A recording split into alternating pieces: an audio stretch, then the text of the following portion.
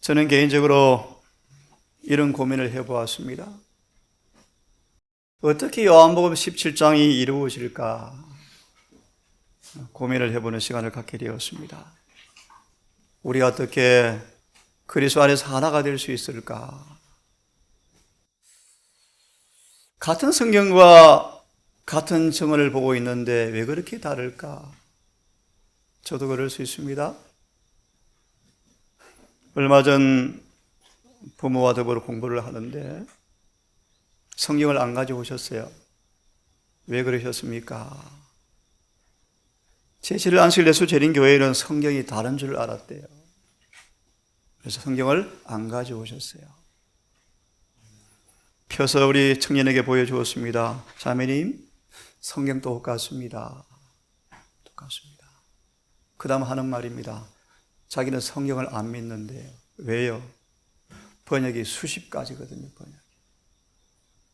성경 번역이 수십 가지인지라 뭘 믿어야 될지 모르겠대요. 그래서 예수님만 믿기로 했대요. 자매님, 그 예수님 어떻게 믿습니까? 성경을 통 믿어야 되거든요. 그런 혼란이 있습니다. 참 넌센스죠. 같은 성경과 같은 예언실을 보면서 왜 그렇게 생각이 다를까? 이사야 42장을 펴셔서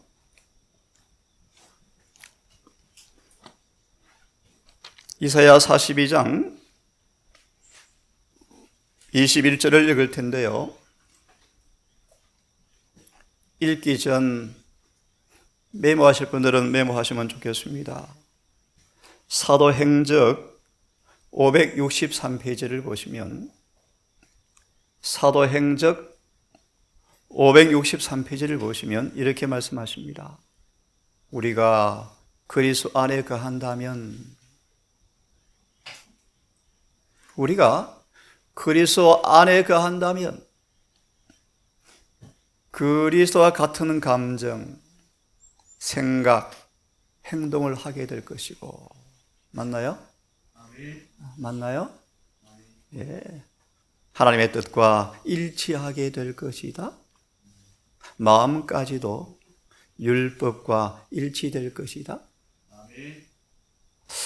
근데 왜 그렇게 안 될까요? 여러분, 왜 우리의 삶이 그리스도와 같은 품성이 없을까요? 왜 없을까요? 심지어 설교자까지도 변화하지 못한 마음에 여전한 옛 본성의 기질에 진리를 접붙인 채 진리까지도 그런 성격으로 드러낼까요? 그죠? 이해하십니까, 여러분? 왜 예수를 믿는데 기질이 안 바뀔까요, 여러분? 기질이 성화가 안 될까요? 많은 사람들은 그 변화받지 못한 성질 기질에 진리를 접붙이는데요. 무슨 뜻인지 아십니까? 42장 21절을 먼저 읽겠습니다. 여호와께서 자기의 의로우심을 인하여 기쁨으로 그 교훈을 크게 하며 존귀케 하려 하셨으나 이 백성이 도적맞으며 탈취를 당하며 다 굴속에 잡히며 옥에 갇히도다. 노략을 당하되 구할 자가 없고 탈취를 당하되 도로 주라 할 자가 없도다. 무슨 뜻인지 아시겠습니까? 이 42장은 메시아의 사명을 그린 장입니다. 21절은 주님의 지상 사명의 본질을 드러내는 성경 구절입니다. 이 말씀을 알기 쉽게 주석을 좀 보시면 이렇게 말합니다. 하나님의 군대는 율법을 크게 해야 한다. 예수님의 사명이었죠. 내가 율법을 온전케 하러 왔다? 그런 뜻이죠. 내가 법을 폐하러 온 것이 아니고 율법을 온전케 하러 왔다? 로마서 10장은 그 율법을 성취하러 왔다? 근데 어찌 내 백성들이 탈취를 당하고 노략을 당하고 굴 속에 갇히느냐? 질문요. 왜 죄를 범하면 감옥에 갇힙니까? 마귀의 포로가 되어집니까? 맞아요. 주님은 율법을 크게 하러 왔는데 왜 백성들이 자꾸 잡혀가느냐? 시간 관계상 주석을 바로 봅니다. 짤막하게 요약합니다. 그리스도의 군대에 속한 사람은 일치된 행동으로 일해야 한다. 어떻게 가능할까요, 여러분? 일치된 행동. 참. 그리스도의 군대에 속한 사람은 일치된 행동으로 일해야 한다. 미리 말하, 일치된 행동이 뭡니까? 율법을 존귀케 하는 그 일에 하나가 되어야 합니다.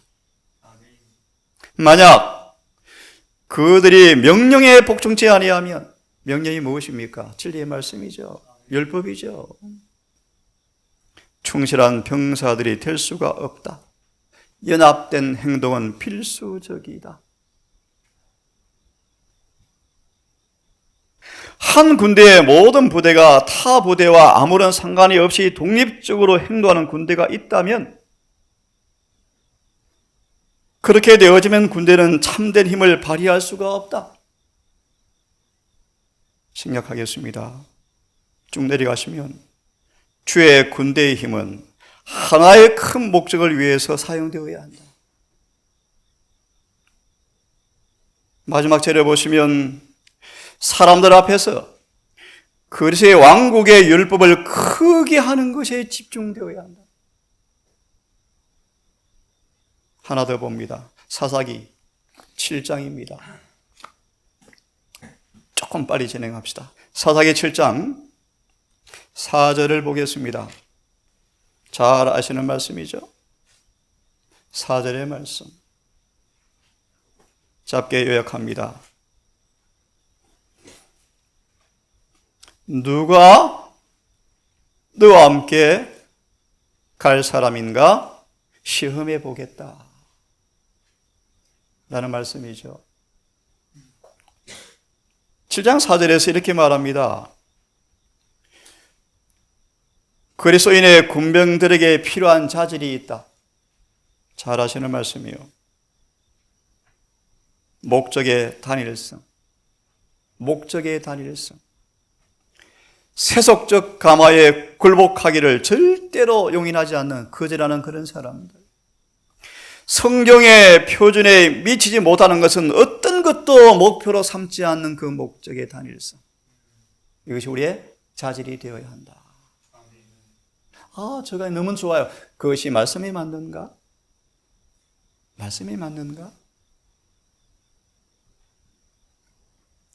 자, 그러면 한번 예를 좀 들어보도록 하겠습니다. 누가복음 10장을 빨리 펴십시오. 누가복음 10장을 펴십시오. 그리스도인의 군사로서 하나의 목적을 위해서 같은 생각과 같은 행동으로 하나가 되어서 단일한 대우를 이루어서 전쟁에 돌입해야 하는 것이 주님의 뜻이라고 우리가 방금 보았습니다. 그분의 뜻은 성경에 계시가 되어 있습니다. 증언에 계시가 되어 있습니다. 봅니다. 누가복음 10장 26절을 좀 보겠습니다. 25절 6절을 짤막하게 봅니다. 예수님 영생 얻고 싶습니다. 어떻게 얻죠? 그러면 영생 얻는 교과서 성경 읽어봤니? 어떻게 읽어봤니? 그런 뜻입니다. 맞나요? 율법을 어떻게 읽어보았니? 어떻게 읽었니? 어떻게 읽고 있니? 예를 하나 듭니다. 히브리 2장 14절 이하의 말씀. 예수님은 한결같이 우리와 같이 시험을 받은 자로되. 그분에 의해서 시험이 똑같은 시험은 아니었다고 해석을 한대요. 그런가 보다 믿어봤대요. 근데 말씀을 펴서 읽어보니까 아닌 거예요? 답변을 해드렸던 얼굴이 빨가시더래요? 참 희한합니다. 성경은 말하기를 모든 일에 범사에 한결같이, 범사에 모든 일에 한결같이라는 단어를 쓰는데 아니래요. 배고픈 것, 피곤한 것은 시험받았지만 화가 나는 것, 자극받는 것은 시험 안 받았다? 아닙니다. 받으셨습니다. 그만하고요. 중요한 말씀을 드려야 합니다. 영적을 어떻게 얻죠? 성경을 어떻게 읽니? 어떻게 깨닫고 있니? 중요합니까? 디모데전서 2장 4절의 말씀. 모든 사람이 구원을 받으며 무엇을 알기를 원한다? 진리를요. 예언에서는 뭐라고 되어 있습니까? 진리를 올바로 아는 것은 구원과 뭐 되어 있다? 직결되어 있다. 그럼 하나 보겠습니다. 로마서 8장을 펴십시오. 로마서 8장을 펴십시오. 3절을 제가 읽습니다. 율법은 범죄한 타락해버린 육신을 의롭게 만들 수가 없습니다. 또 인간 스스로 육신으로는 율법의 의를 이룰 수가 없습니다. 답이 없습니다. 이런 인간을 위해 주님은 피할 길을 만들어 놓았습니다. 그것이 뭔가? 하나님께서 자기 아들을, 이 단어입니다. 이 단어를 어떻게 읽는가? 어떻게 보는가? 예를 좀 들어드리는 것입니다. 하나님의 아들을 죄 있는 육신의 모양으로, 이 모양을 우리와 같지 않다라고 해석합니다. 자, 잘 들으십시오. 오늘 무슨 말씀을 드리는가? 성경을 어떻게 읽느냐? 어떻게 보느냐? 죄 있는 육신의 모양, 거듭 말합니다. 이 모양을 그분들은 우리와 같은 육신이 아닌 것으로 해석합니다. 이 단어를. 그런데 이 모양에는 똑같은 단어 어디 나오는가? 빌립보서 2장을 펴십시오. 오늘 예만 좀 들어드리는 것입니다. 빌립보서 2장을 펴십시오. 조금 빨리 속도를 냅시다. 7절, 2장 7절. 오히려 자기를 비워 종의 형체를 가져 사람들과 같이 되었고. 여러분, 이게 무슨 뜻이죠? 사람들과 같이 되었다. 같이라는 단어가 죄 있는 육신의 모양이라는 단어와 같은 단어입니다. 똑같은 단어입니다. 질문 드립니다. 예수께서 사람과 다른 모습으로 오셨습니까? 예수님 사람이 아니셨습니까? 제 말씀 하지 않겠습니다. 누가복음 22장을 빨리 펴십시오. 누가복음 22장. 누가복음 22장 44절. 기도 후에 일어나 예수께서 힘쓰시고 애써 더 간절히 기도하시니 땀이 땅에 떨어지는 것 방울처럼 되더라. 주석을 빨리 펴시면 인용된 예언에서는 이렇게 말합니다. 44절. 그리스도는 위장된 인성을 취한 것이 아니었다. 정말 사람으로 오셨습니까? 그 똑같은 단어를 죄 있는 육신의 모양이라는 단어를 쓰고 있습니다. 한마디로 예수님은 우리와 같은 죄 있는 육신을 그대로 가지고 오셨다는 것입니다. 시간 관계상 다 읽을 수는 없는데 두 번째 문단에 역으로 밑에서 네 번째 줄 보시면 그는 육신이 되셨을 때뿐 아니라 죄로 가득한 육신의 모양이 되셨다. 어떤 육신의 모양요? 죄로 가득한 육신의 모양이 되셨다. 좀 더요. 이사야 53장. 이사야 53장. 성경을 어떻게 읽는가? 한 예를 좀 들어드립니다. 53장 2절과 3절의 말씀인데 그분은 마른 땅에 나온 줄기 같았어. 생각하고요. 흠모할 만한 아름다운 것이 없도다. 멸시를 받아서 생각하고요. 53장 2절 3절에 이런 정언이 있습니다. 펴보십시오. 굴복시키고 겸비케 하는 모습. 이러한 정언의 두 번째 문단. 다시 기억을 좀 하십시오. 성경을 어떻게 읽느냐?